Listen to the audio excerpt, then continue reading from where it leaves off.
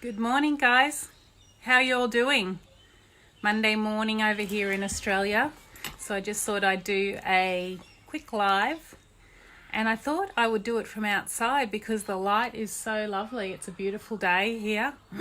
Autumn is just one of the most gorgeous times of the year here in our little valley. Just gorgeous. But yeah, how are you doing with your lockdown? Interesting times, hey? I see my sales rep, Anne, who lives in North Carolina. She's been sewing cushions for her outdoor chairs. And my mum here in Australia has been doing the same. Hi, Mads, how are you? What's happening there in St. Martin?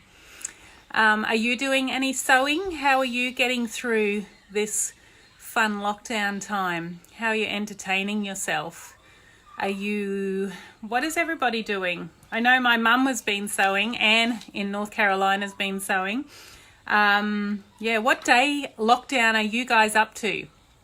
I am on Monday morning of my third week with the kids at home, and it's not too bad, but I've got a lot to be grateful for. I live on 1.5 acres and there's lots of things for the kids to do running around. Of course, they spend way too much time on their devices, but that's what happens, isn't it?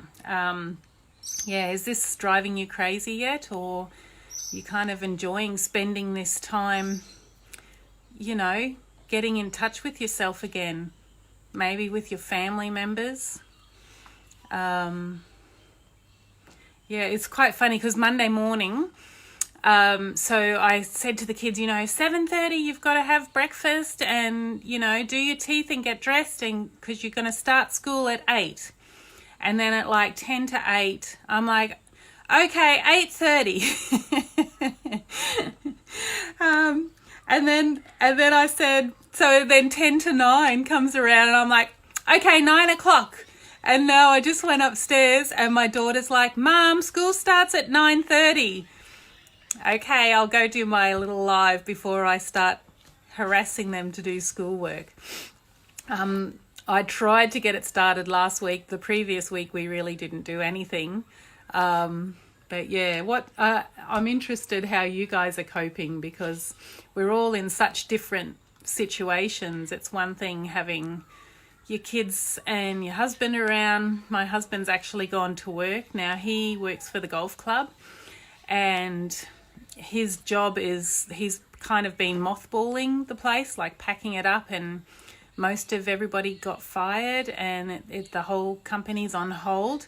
But Justin's been having to go in and, turn all the systems off, and he thinks today will be his last full day, and then in the coming weeks or months, however long this takes, he will just be going in to make sure that the pool looks good and the pumps are still working and everything's still okay. So yeah, are you guys locked down in with your family?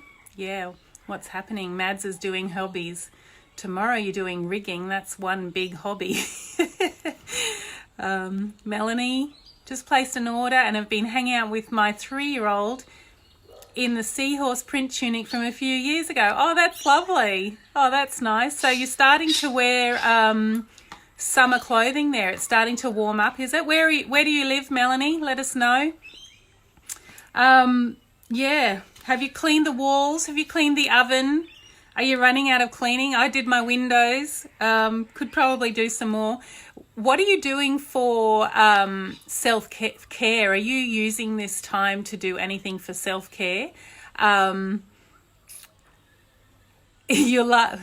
Mad says, we're laughing at you with your headmistress activities. I'm hopeless because my head's in the clouds. My kids know that they can walk all over me right now. I'm not very good at being a headmistress, and I've always said I wouldn't be able to homeschool my kids. So self-care, are you guys doing anything for self-care? I saw that Oprah and Deepak Chopra, they're doing a free meditation series for 21 days, and it gives hope in uncertain times. Now, I haven't been a very good meditator because I'm always too busy and the kids you know, there's too much going on to find 5 minutes to meditate. But yeah, maybe I'll give it a try. I've downloaded the app. Check it out. And if you guys have any self-care suggestions, what are you guys doing? Let me know. I'd love to hear what you guys are doing, and maybe I'll get some ideas from that. I've started on my veggie garden. I've got my herb garden all going. But I can't help but think about the people who've got it a lot tougher than me. You know, in India, our factory had to get shut down because they're all on lockdown in India. I mean, India's got millions and millions of people and millions of poor people. Now, all those people that work there, not just in that factory, but in all the factories in the cities of Delhi and Mumbai, have lost their jobs because it's all total lockdown. And these people, there was no public transport to get them home, and there's nowhere to live in the cities because they can't pay their bills with no job. So these people are starting to walk home. I read this article where, you know, they did 28 miles carrying all their things on their back in the first day, and they've got to go, you know, 300 miles to get home to their family. You just can't imagine.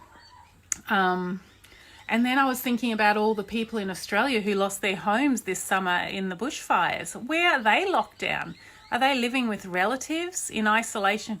I mean, yeah, some people. And I actually lost a lot of people, friends, family members last year. And, you know, I'm thinking about all those people who lost loved ones just by the normal state of life, and now they're in the grieving process in isolation. I mean, that just must make the grief process so much tougher. Can't imagine. Anyway, so yeah, we have a lot to be grateful for. 16 days, Kimberly, in quarantine, and you've got 6 kids, right? How do you do it? I have no idea.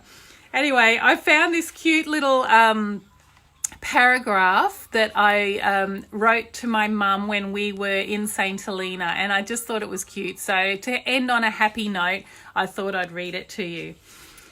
And it says, "It is beautiful here." This is St. Helena, this little remote island that I was telling you guys about the other day. "It's like stepping back in time. The people go out of their way to help you and say good morning to you. The buildings all look like 1800s in Britain, and the cars all look like 1960s. The cinema is apparently a white wall with plastic chairs placed down in front of it, and it's outdoors. And we went to see the Green Mile on Wednesday night. There was a yachty hangout place called Anne's Place, I did mention that to you, where there was a whole bunch of messages waiting for us from the other yachts that beat us here. So our friends that went in the weeks or months before us all left notes there for us for when we arrived. Out the front of Anne's Place is this beautiful green garden that also looks like something from England. There are 5 massive trees in it with all these birds chirping." Oh, well, how about me noticing that the birds are chirping because we'd been at sea for 16 days? Also in this garden is a plaque to commemorate Joshua Slocum, the first man to sail solo around the world, and he stopped here about 100 years ago.